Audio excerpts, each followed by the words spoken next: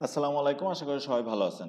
আমরা যখন দ্রুত গতিতে গাড়ি চালাই তখন যদি আমাদের সামনে কোনো অবজেক্ট চলে আসে তাহলে আমাদের প্রয়োজন সঠিকভাবে ব্রেক করা এবং এর জন্য প্রয়োজন আমাদের একটি perfect braking system.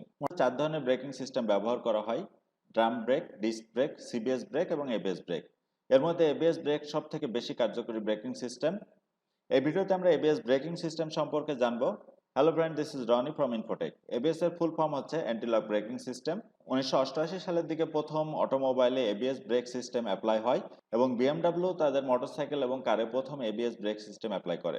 ABS brake সিস্টেমটা কিভাবে কাজ করে এখন আমরা সেটা দেখব। তার আগে জানবো যে এবিএস ব্রেকিং সিস্টেমে কি কি অ্যাপ্লায়েন্স আছে যার জন্য আমরা এত সূক্ষ্মভাবে ব্রেক করতে পারি। এবিএস ব্রেক সিস্টেমে ব্যবহার করা হয়েছে brake cylinder, brake caliper, ABS unit, wheel speed sensor. আমরা যখন ব্রেক প্রেস করি তখন প্রথম সিগন্যালটা যাবে এবিএস ইউনিটে অর্থাৎ ইলেকট্রিক কন্ট্রোল ইউনিটে। ইলেকট্রিক কন্ট্রোল ইউনিট ক্যালকুলেট করে নেবে যে বাইকটির কত গতি আছে এবং এই ক্যালকুলেটের কাজে সাহায্য করবে হুইল স্পিড সেন্সর। বাইকটার কত গতি ক্যালকুলেট করে নেওয়ার পরে এবিএস ইউনিট বাইকের উপরে ব্রেক সিস্টেমটা অ্যাপ্লাই করবে।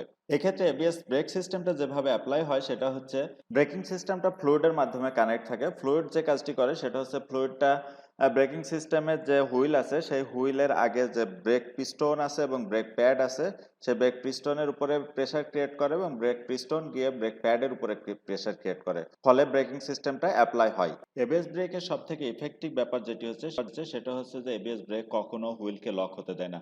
যেটা ড্রাম ব্রেক বা ডিস্ক ব্রেকের ক্ষেত্রে আমরা দেখি যে আমরা যখন ব্রেক অ্যাপ্লাই করি সেক্ষেত্রে হুইলটাকে লক করে দেয়, ফলে আমাদের চাকাটা স্কিডিং হয়।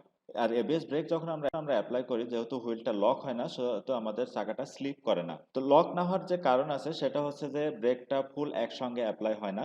ব্রেকটা যখন অ্যাপ্লাই করা হয় তখন ফ্লুইডের প্রেসারটা একবার রিলিজ হয়, অল্প একটু রিলিজ হয়, আবার প্রেসার ক্রিয়েট করে। সেক্ষেত্রে হয় কি চাকাটা একবার ব্রেক হয়, আবার একটু গতি পায়, আবারও ব্রেক হয়। এটা খুবই অল্প সময়ের মধ্যে এই কাজটা করে ফেলে, যেহেতু একটা ইলেকট্রিক কন্ট্রোল ইউনিট নিয়ন্ত্রণ করে। সেই ক্ষেত্রে চাকাটা স্লিপ হওয়ার সম্ভাবনা থাকে খুবই কম।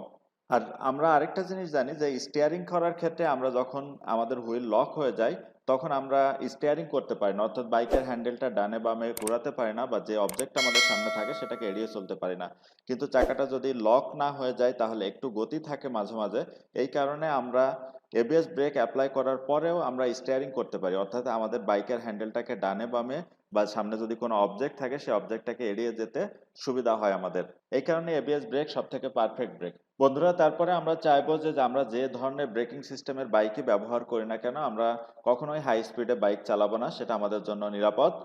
আর আমার ভিডিওটি যদি আপনাদের ভালো লেগে থাকে তাহলে অবশ্যই লাইক, কমেন্টস এন্ড শেয়ার করবেন। আর আমার চ্যানেলে যারা নতুন দর্শক তারা অবশ্যই চ্যানেলটিকে সাবস্ক্রাইব করবেন। আর যারা অলরেডি সাবস্ক্রাইব করেছেন তাদেরকে অসংখ্য ধন্যবাদ। Thanks for watching this video.